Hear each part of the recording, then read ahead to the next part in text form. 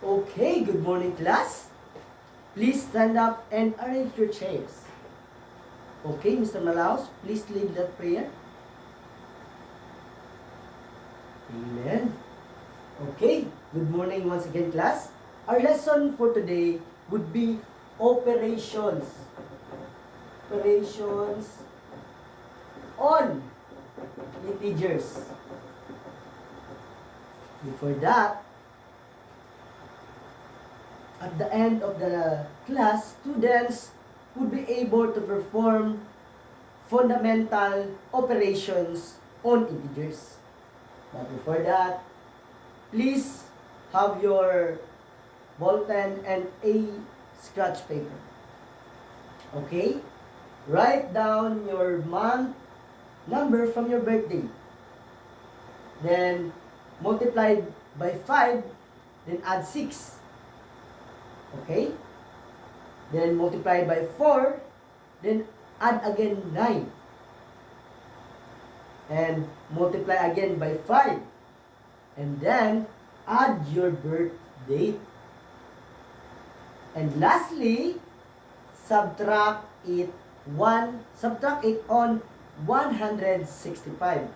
Okay, what did you observe? Okay, thank you. The answer would be your birthday. Okay, let's have an activity. Okay, anyone? 7 divided by 2. Okay, thank you. 3.5. 11 times negative 4. Anyone? 11 times negative 4? The answer would be negative 44. And 13 divided by negative 2. What would be the answer?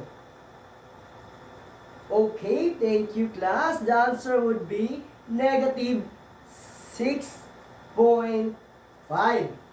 Okay. How was the activity class? How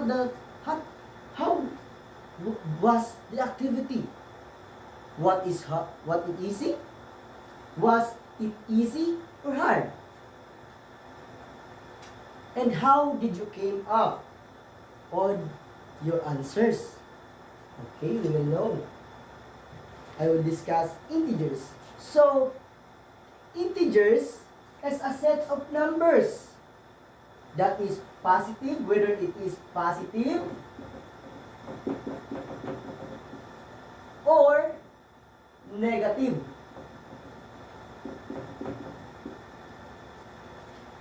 So, unsa daw siya daw? Ang integers kay positive numbers and negative numbers. And why? And asa na ito makita ang positive numbers? So, makita na to ang positive numbers on the right side of number line. Okay, we'll get a line, and this is 0, and in the right side would be positive 1, positive 2, positive 3, and 4, and so on. That is positive number. And on the left side would be negative 1, negative 2, negative 3, and so on. That is a negative numbers. And the 0 in here would be neither positive or negative. And the line here is called number line. Okay? So, we will apply it on multiplication and division. Okay, I will give example for multiplication. If we multiply both positive numbers, the answer would be positive.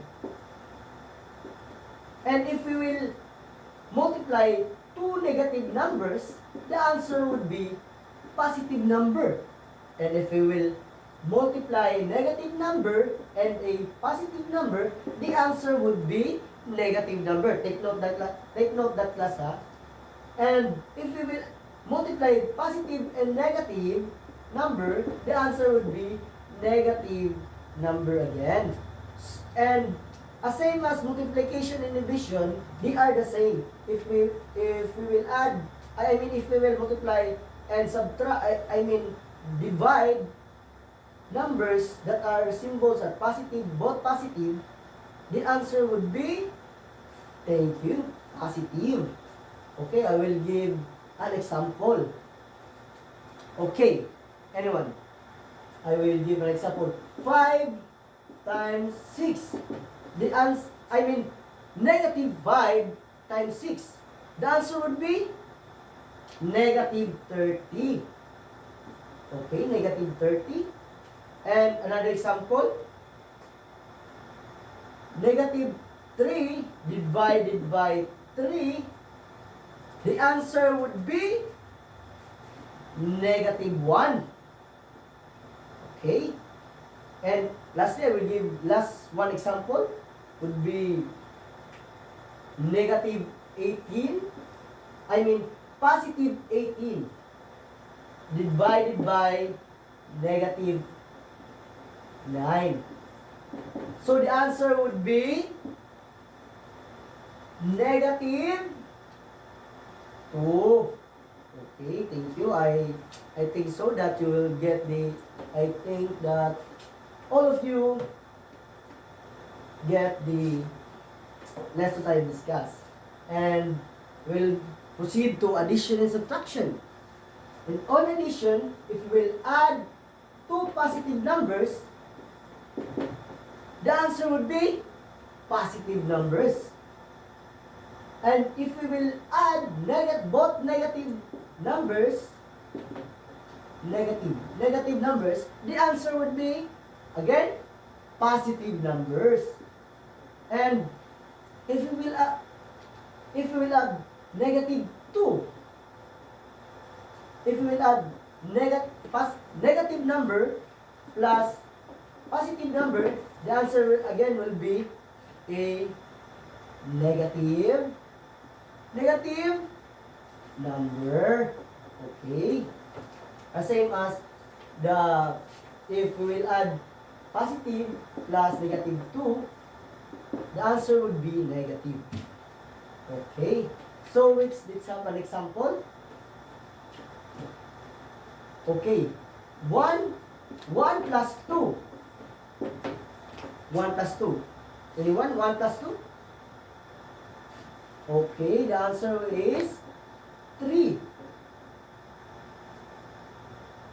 And if we will add negative 3 plus 4, the answer would be, get the bigger number. The answer would be, the bigger number is 4. The answer would be, again, class, the answer would be, okay, the answer would be 1. Positive, I mean,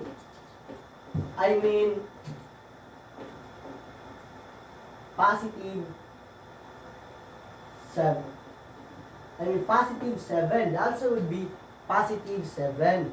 And if we will add, if we will subtract 9, if we will subtract negative 9 minus negative 11, the answer would be, if we will add both negative numbers, the answer would be positive 20. Okay. Thank you. Okay, anyone? Any questions? Any question on the multiplication and addition? Okay, let's proceed. Okay, I will back. What is the operation of integers? Okay, what are the 4 operations on integers?